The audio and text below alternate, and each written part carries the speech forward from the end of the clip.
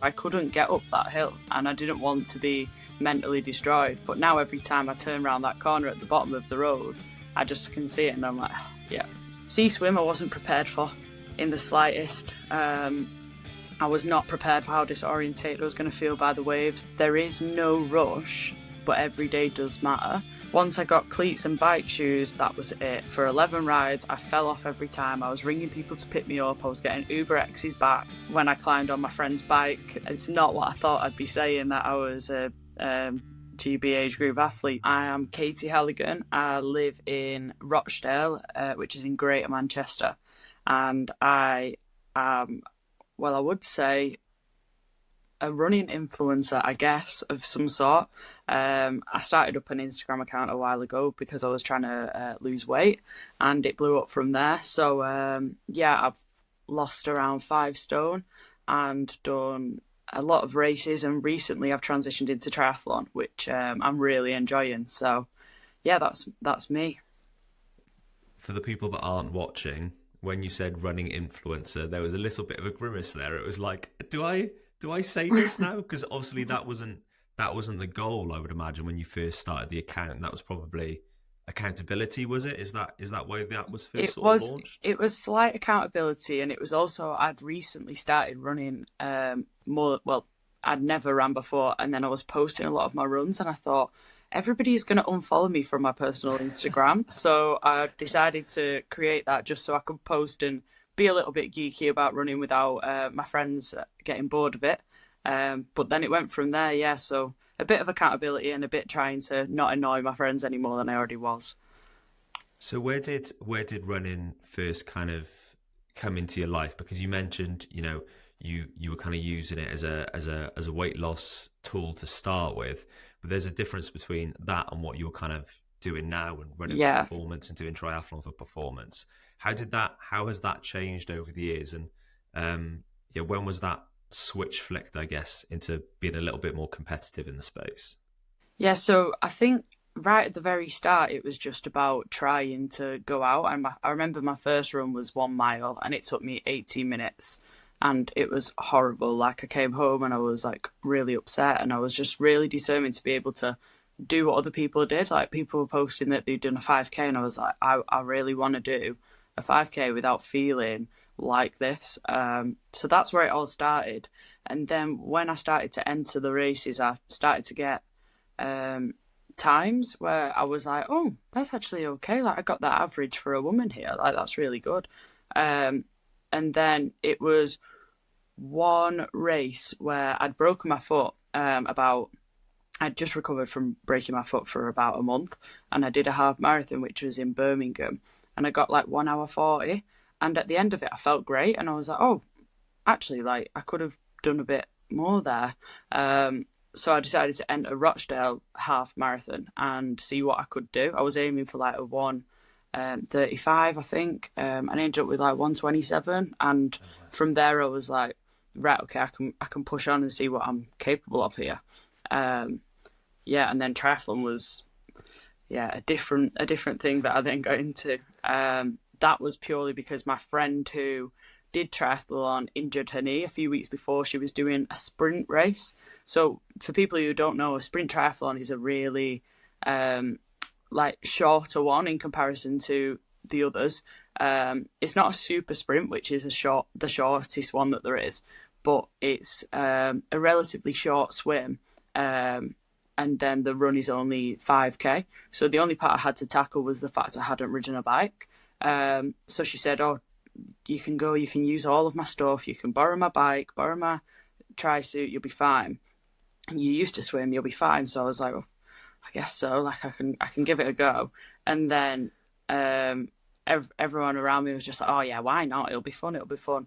And I did it, and I did okay. Like I really enjoyed it. I think I ended up coming like 6th or something ridiculous to the fact that I hadn't ever got on a bike. I didn't know how to use her bike, and it had the things that you put around your foot.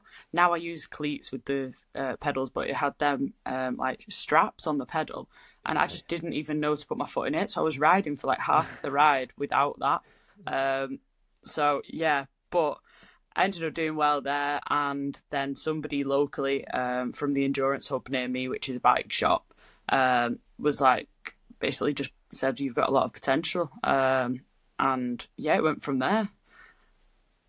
It's dead interesting, right? Because we've kind of already covered the start of the Instagram account and now how that has kind of changed your, I guess, athletic journey into something that was based on getting a little bit more healthy to now becoming actually competitive in the space. When you were talking about your Instagram account initially, you were like, I kind of did it so I didn't annoy my friends. They didn't kind of see all my runs, didn't see all my things. What does your friends think about it now? Because this is your whole life, or a huge part of your Yeah, life. They must be like, well, this is very different to the Katie we knew before. yeah, 100%. I think mainly it was just that they couldn't believe that I'd lost so much weight at the start. They were just kind of blown away with how different I looked. But now it is my whole life. And they're a little bit annoyed at me because I'm always busy doing things and training and just things that I really want to do and doing them things. But also, yeah, just massively proud. I think a lot of them don't understand. Some of my friends, actually, one of my friends calls every run that I do a marathon. So she says, "Oh, Kay won't be there. She's got a marathon this weekend." And that's even if I have a 5K. So it's like she just doesn't really understand running too well. But like still doesn't matter how proud they are of me. Like I could like walk a whole race and they'd be like, "Oh my God, you're amazing." So yeah, I think that it is really good to have the support system, even if they don't like fully understand it. What does that feel like? Like people saying, I'm proud of your journey, I'm proud of what you've done. Is that whether it's, people close to you, family, friends, or people online? I think it hits home more than people expect because I think there's such an imposter syndrome with running, and especially with triathlon. Like I even said it to you, probably within the first few seconds, like, oh, I don't really know what I'm doing when it comes to triathlon. When I do, I just think that it's this imposter syndrome that creeps in, and that's for everyone. But like you're always going to be an imposter and new to something at the start. Yeah, so. And I hear loads of people say if you run, you're a runner, but it's the same with everything. And if you do triathlon or you train like a triathlete, you are a triathlete, and it's hard to allow yourself to think that. But yeah, I think that when people do say that they're proud of you, it does mean a lot more than they probably think. It carries more weight. There'll be people listening to this now and saying they can kind of relate maybe to the start of your journey and they're getting into a sport to try and change their appearance or lose some weight. What would you kind of say to them? Because I know consistency is something that you preach a lot. Is it purely about consistency, or like what would be your main message to people kind of getting into some sort of sport? I think I'd say just like there is no rush, but every day does matter. And it isn't about like if you have a day where you don't do something, whether you're trying to lose fat and it is a day where you don't eat to the plan that you'd set yourself, or you are trying to do really well in a sport and running just isn't feeling easy or anything like that. Like just don't be too hard on yourself because it does eventually come together if you keep doing it. But it doesn't if you stop. Like the you're not going to not be able to do it. If it is that you're wanting to lose fat, you will do it. It will just take however long it takes. And if you are committed to it, it will happen. Same with running. If you set yourself a goal, as long as you don't quit, it will come. When that will come, who knows? But if you carry on doing it, it is going to happen for you. Do you have people coming to you now, like friends and family, and being like, help me, you've done amazingly here. Can you help me do the same thing that you've done? Yeah, 100%. I have about 4 friends that I do their like calorie input and output for, their weight training plans and stuff like that. Obviously, it's all based on advice. I am currently doing my qualification for personal training just so I can help more people and be qualified to be. But yeah, just in terms of friends, all the time. It might even just be running and just like, oh, like I want to be able to run around Hollingworth Lake, which is a 2 mile lake near me. Like, help me, come with me. So yeah, but I also think it creates this like divide of like, oh, I want to do it, but like you can't come with me because I'm not very good. And it's like I used to go with my mum, and she used to drop me. My mum used to just leave me and run off, and I'd be like stood at the bottom. Savage. Yeah, and I used to shout like, why are we going up this hill? And now I run up. It's not a hill. It's like the world's smallest incline. And now I run up it, and I don't think anything of it. But back then I used to be like really like, why are you doing this? But she let me come with it every single time, and it definitely helped me. Like it just like motivated me to go. She's getting her trainers on. She's had a long day at work. Right, okay, I'm going with her. And I think that if my friends allowed themselves to come with me and not feel this pressure, then they get into it. But yeah, there's a lot of questions that I get from people on Instagram, but a lot of friends, colleagues, yeah. It's kind of strange. Like that's such a nice kind of depiction of, you know, struggling to get up the hill, your mum at the top, and then you now going out and doing it kind of, and it doesn't mean anything, or it doesn't feel like anything, because I had a very similar run that I used to do when I lived back in South Wales, and it was up to like a local trig point, right? And it was from the house up there. It's basically 2.5 miles uphill, and then 2.5 miles pretty much flat out downhill. And I can't remember a time where I had run from the house to this trig point. About, 3 or 4 months ago, I've been training pretty hard, and I went home and I ran up and I ran the whole way. It was a decent lick. I came back down. I was like, do you know what? That almost felt better than if I was like out getting a PB, out getting a race. And that's the strange thing about running. Sometimes people see these big moments, the medals, the majors, the PBs, whatever, as the big thing. But actually, internally, I bet every time you run up that hill, you think, like you reflect back to how far you've come, if that makes sense. Yeah, 100%. I think that just even when I used to like drive down to the bottom because I know that I have to run back up. So I used to drive down to the bottom to start my run. It's like 30 seconds down the road. I used to drive my car, get out, then do my run, get back in my car and drive home, which is just ridiculous now.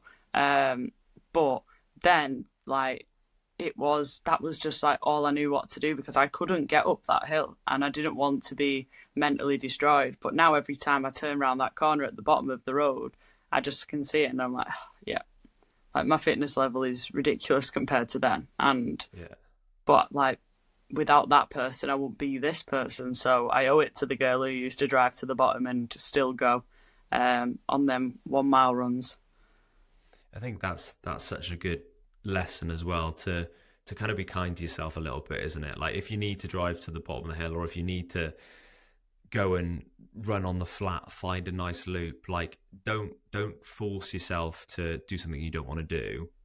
Give yourself the kind of malleability to be able to go out and live that best version of yourself at that point, because beating yourself up is going to do no good, is it? No, 100%. You have to meet yourself where you're at that day. And like when you wake up, decide where you're at today, and that's where you'll meet yourself. Because if you try and push yourself a little bit too far, when you're right at the start of your journey, it is just going to set you back. It did with me. I did that Birmingham one, and I did okay there, and I was like really happy with it. And then I went straight back into training really hard and just blew up and was like, I don't want to do this. This is really tough. And I was practicing for hills and things like that. And the race I was doing didn't have any hills in. I was overthinking, I was overtraining, and then like it wasn't enjoyable anymore. So it is just about like slowly building up and just allowing it to be fun and enjoyable. And if it isn't the day today, it isn't the day. Let's do it tomorrow. Yeah. And they're lessons that I'm sure you apply to your training now, right? You're at a different point in your journey, but I bet you still wake up and sometimes you feel not 100% or it's not the right session for you that day. And now you've learned those lessons, you probably still put that into play, I guess, day to day.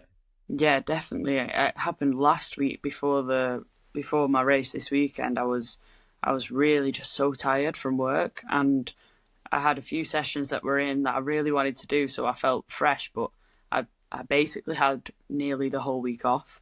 I did about 4 sessions over the whole week, and some of them were like 20-minute jogging.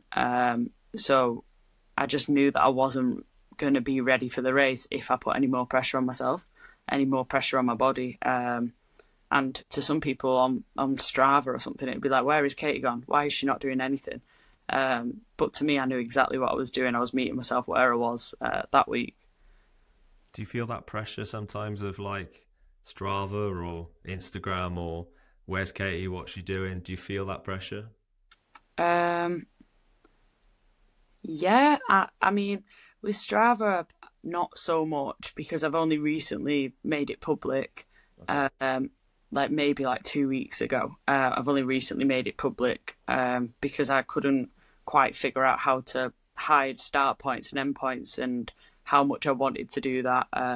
But now I've made it public and I don't feel any pressure with it. I think with Instagram I feel more pressure, and maybe that's just because of the way that running influencers look.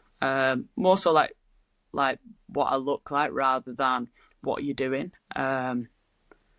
Yeah, I think that it's very pink and pretty and bows and matching sets and bright socks and scrunchies, and that isn't really me at all.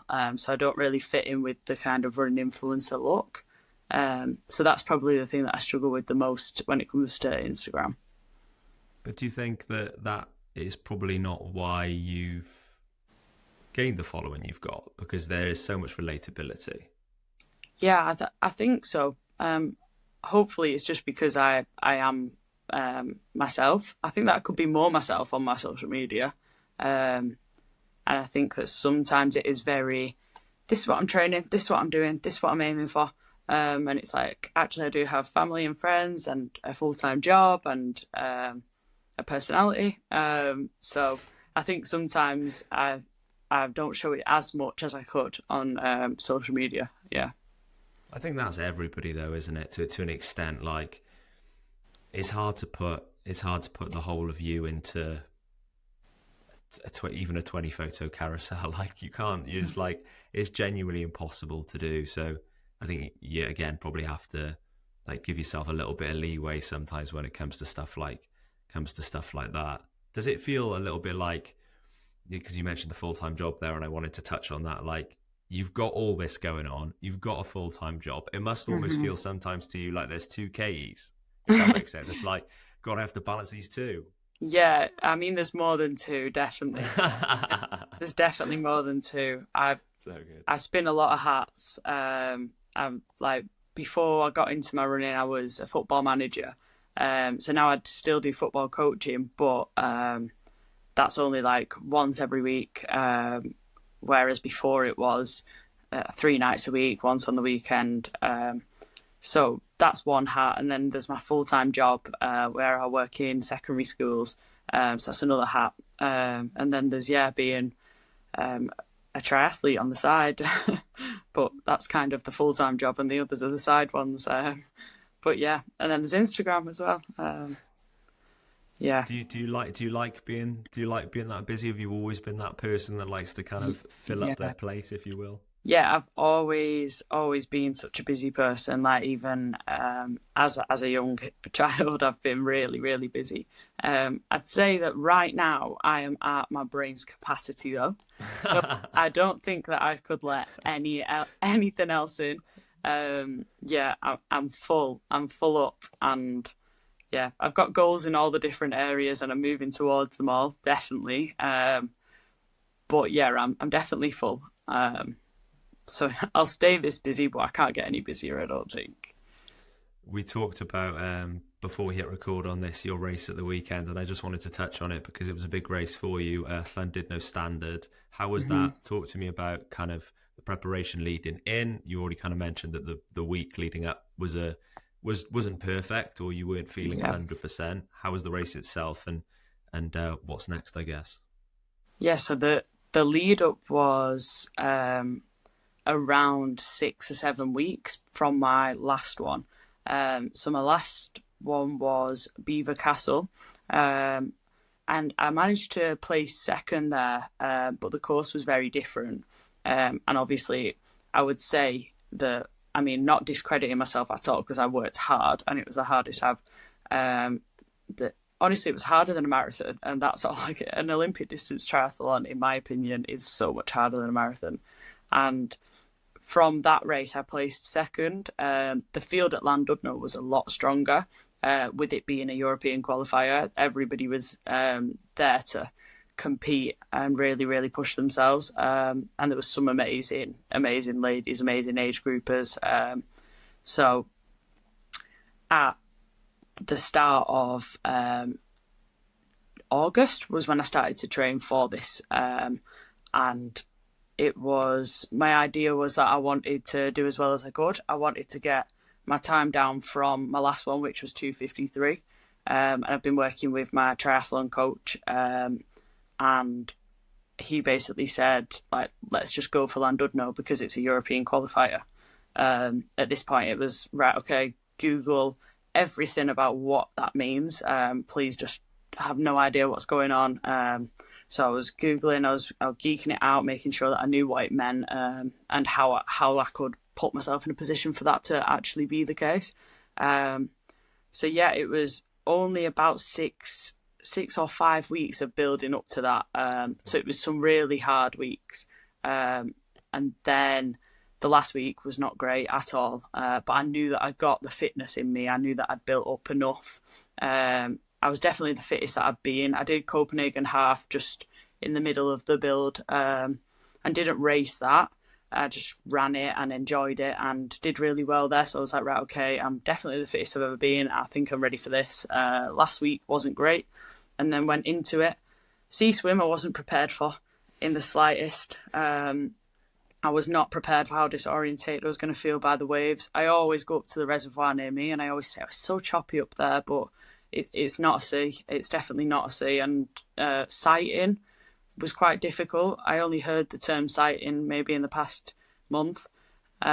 So trying to see where I was going was really tough. I didn't expect to not be able to see where I was going. You lose your rhythm, don't you? It's so difficult, like trying to look up, and it's like you're using different muscles and stuff as well that you don't normally. Yeah, my shoulders are so sore. Like my legs are okay, and my shoulders are sore just from looking over the waves. So yeah, when I got out, swimming's one of my stronger disciplines, but when I got out of the water, I was so happy just to take my wetsuit off and get on the bike, which I was heading to climb the Great Orme 4 times, so I didn't think that I was going to be happy to get on the bike, but I was. My bike time, I did really well. I took off about like 11 minutes from my last one, and this was a lot hillier, so I was happy with all of the training that I put in. And as I came in on the bike, I looked down at my Garmin and was like, "Oh, right, okay, that's really good." Because the times from my last one are like ingrained in my brain now. I think like I'm just quite competitive against myself, so like I knew exactly what time to the second I got of my last one. So when I came in, I was like, all right, okay. So I just filled me with confidence on the run. It was windy on the run, very windy. But yeah, it was a 37 minutes 10K, which I was really happy with when I got off the bike. I thought, it's weird, right? With triathlon, you feel like you're not moving when you're running, and then you'll look down at your watch and you're doing like your fastest mile ever, and you're like, oh, like I'm actually moving very fast. It must be something to do with the way your legs are moving on the bike and they're going quite quick and then onto the run. But yeah, I was moving fast and I finished really strong. So I was over the moon with my time. It was 2 hours 33, so it was about 21 minutes better than my last one. And it's 6 months into my triathlon journey, so hopefully it's just a start. Were you expecting that sort of improvement, or did you go into it kind of knowing that you mentioned you thought you were in good shape, but it's so difficult, isn't it, before you go into a race like that to kind of put your finger directly on, like, this is the time I want to do. Yeah. Where did you think you were? Was there kind of a time goal in mind? I wanted to knock off at least 10 minutes from my last one. So like anything under 2:45, I would have been happy with. I think once I'd got back from the bike, I wanted 2:40. So then I managed to do really well on the run, and I was really happy with how strong I felt at the end of my last one. I was like going to be sick at the end. Like I was like retching, like I thought I was going to be sick as I crossed the line. But at this one, I felt really strong right through to the finish. And I feel okay now. A few days later, I'm feeling fine as well. So, yeah, definitely a testament to the training that I put in, and my triathlon coach for putting the right training on. But I wasn't expecting 2:33. No. What's your coach said since? Yeah, he was buzzing. I texted him like as soon as I finished and was like, just finished 2:33, and then we were straight away like. We were buzzing for about 5 minutes, and then we were trying to like work out what percentage that was and see if I did qualify and things like that. But yeah, I'm still on cloud nine now. 2 days later, still very happy. And you mentioned qualifying. I know you don't want to say if you've qualified or not, but you are kind of waiting for an email to hope that maybe you have qualified potentially. Yeah, I think. I mean. Unofficially, I have. I just haven't received the email yet. But time-wise, I have. So once that comes through, yeah, that'll be a different level of Cloud9 as well. I think just because when I climbed on my friend's bike, it's not what I thought I'd be saying, that I was a GB age group athlete. So yeah, we'll see. But that'll be a really good moment if that email does come through. It's so cool to hear you talk about kind of like the whole race as a whole, and it's something I've experienced in triathlon in the past is like sometimes when things don't quite go to plan, for some reason the race goes better. So like you mentioned the sighting, like because you weren't then thinking about the swim as much, and then you were probably on the bike a little bit thinking bloody hell that sighting was hard, suddenly you're kind of through part of the bike and you haven't really thought about the bike, and then you're onto the run, and you're like, when you're on the run, then you're in control then, aren't you?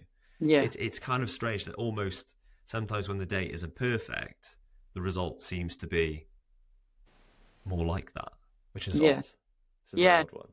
Yeah, I think that I was trying to remove as much stress as I could. Like I went and stayed there. It's only 2 hours away. I didn't really need to go and stay, but I went and stayed the night before just to feel calm.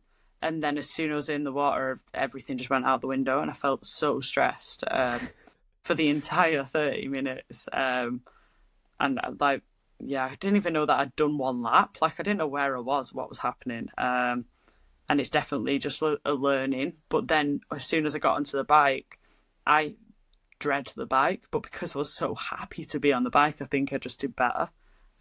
Yeah, it is strange how it works. What do you dread about the bike? Is it like because you're out of control, the mechanicals, all that sort of stuff? Yeah, when I first got cleats, I didn't have one successful ride for 11 rides. So I was like, no, I want to get cleats. I understand that like you've got the pull as well as the push. Like I want to get the cleats, and then once I got cleats and bike shoes, that was it. For 11 rides, I fell off every time. I was ringing people to pick me up. I was getting Uber X's back, taking my bike to get fixed. But I was just determined that I wanted to not do it in trainers. Like, I was like, this is going to help me so much. Like, I need to just keep going with this. So every ride, like, sometimes I'd like cry before I went out. Sometimes I'd like try and convince myself that it was a bit windy and that I needed to go inside. And yeah. So the bike just freaks me out to fall, falling off, or like my chain coming off and me falling off. And I know how to sort everything out. I know how to put the chain back on if it does come off, but I think I just give myself a bit of trauma from the first 11. But again, it's just one of them where you just got to turn up and get it done because I'm uncomfortable, so that's why I should do it. And yeah, I ended up loving the bike, which is not what I expected to say. I think it was probably my best leg of the whole thing, really. Oh wow. Yeah. That often happens, doesn't it? When you're like, the thing that you hate ends up being the thing that for some reason you're the best at, because you've worked so hard to kind of get over that hatred of it, if you will. Yeah. Are you all in on this now? Triathlon? Is triathlon the thing?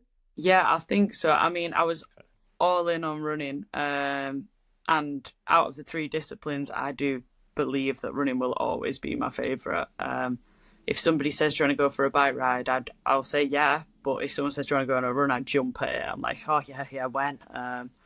So running will always be my love, but I do think that I'm all in on triathlon now, yeah. And just see where I can take it, see what I can do. But yeah.